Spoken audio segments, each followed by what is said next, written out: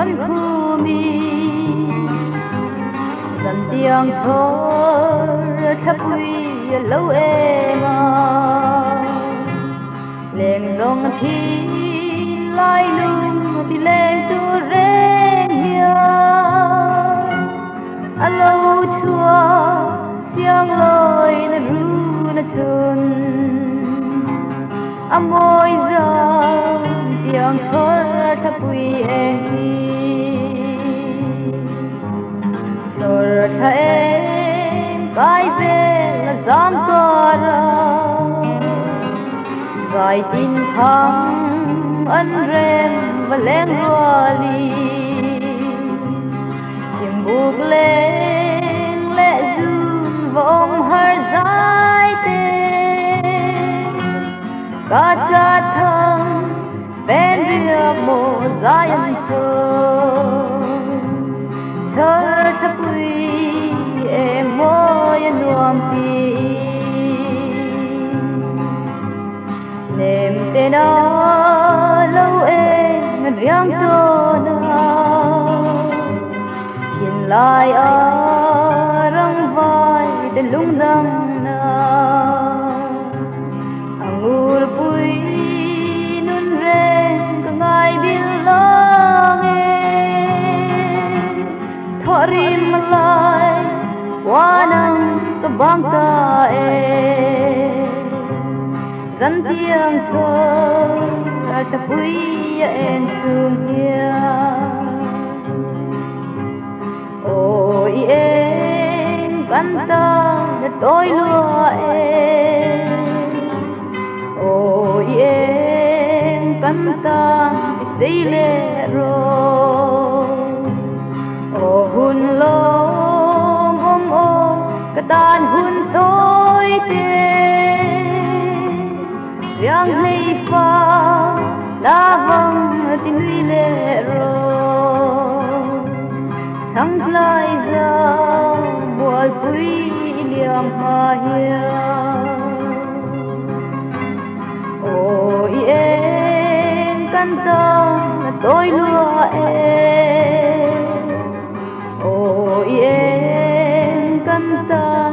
xây lệ rồi ô hun lom ô cả đàn hun tôi tên yang này pha la vang tin huy lệ rồi thăng lai ra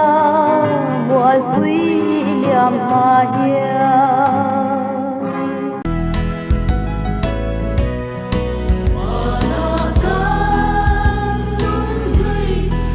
subscribe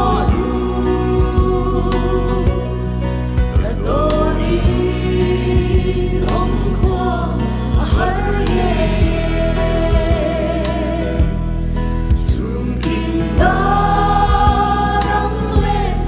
kênh Ghiền Mì Gõ để không bỏ lỡ